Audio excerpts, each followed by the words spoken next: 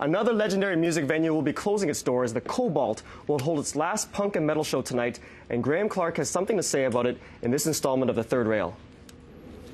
If you ask people outside of Vancouver what they think of when they hear the word Cobalt, they might think of this. Introducing the all-new Chevy Cobalt. Or they might think of this. Argon, krypton, neon, radon, xenon, zinc, and rhodium, and chlorine, carbon, cobalt, copper, tungsten, tin, and sodium. But if you ask people in Vancouver what they think when they hear the word Cobalt, they might think this.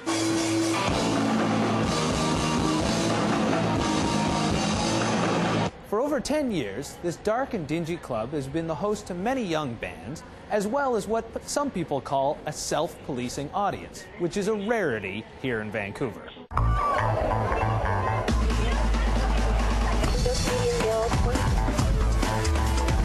But tonight, they've been evicted.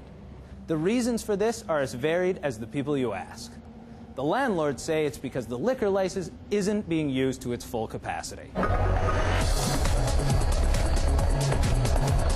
If you ask Wendy 13, the manager, she would tell you that the cost of upkeep was too much and the new rules on soundproofing were unreasonable, as well that the landlords never kept up the place.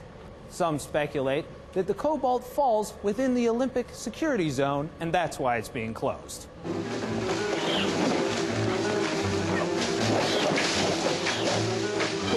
For some, it's just the closing of another business. For others, it's the slow whitewash, like what happened in New York when this turned into this. This is the old CBGB's. I used to come here, and I almost don't recognize it. There's a lot of history. There's a lot of people that come here, not necessarily just to shop. But for the people who loved the Cobalt, it was a place where they had a sense of community. A place that you could go and everybody would know your name. Sometimes you want to go where everybody knows your name. But in this case, it's a bit more appropriate if it sounded like this.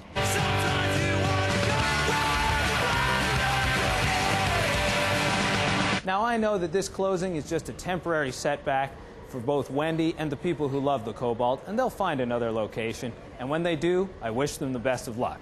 For the City News List, I'm Graham Clark.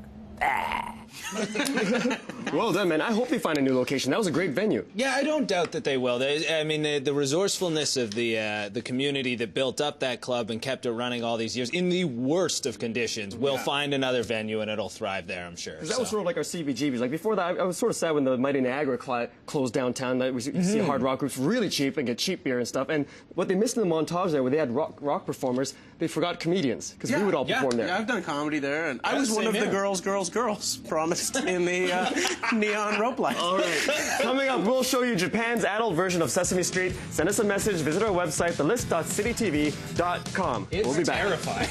It's a crazy thing.